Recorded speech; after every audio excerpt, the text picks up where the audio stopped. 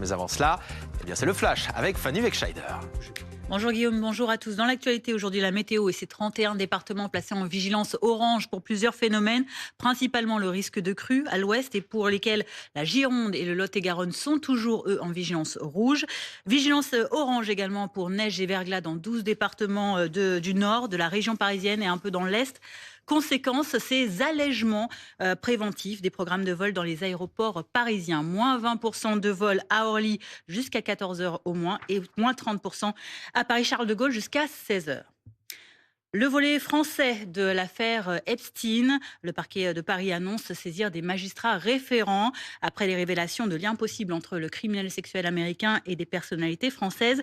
La justice française analysera d'éventuelles infractions à caractère sexuel, mais aussi financier ou autres, notamment concernés par ces enquêtes. Le diplomate Fabrice Edan, le chef d'orchestre Frédéric Chalin ou encore les recruteurs et agents de mannequins Daniel Siad ou encore le défunt Jean-Luc Brunel.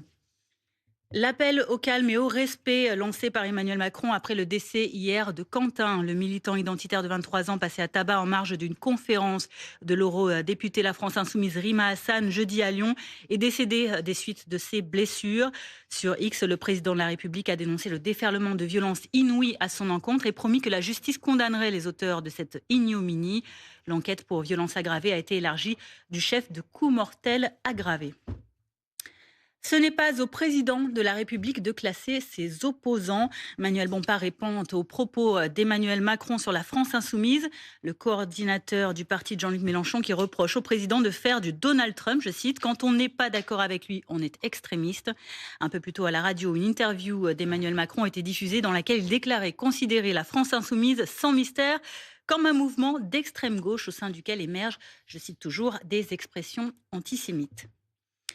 Tout autre chose, bien au-dessus de nos têtes. Waouh, la Terre est tellement belle vue d'en haut. Ce sont les mots de Sophie Adenau qui a amarré avec succès avec ses coéquipiers à bord de la Station spatiale internationale hier soir vers 22h30. Un sacré voyage, mais très amusant, confie-t-elle. Premières impressions qui marquent aussi le début de 8 mois d'une mission scientifique internationale à 400 km au-dessus de nos têtes. Voilà, on nous laisse sur ces belles images. Et tout de suite, BFM Politique, Guillaume Daré reçoit Emmanuel Grégoire, candidat de la gauche unie à la mairie de Paris.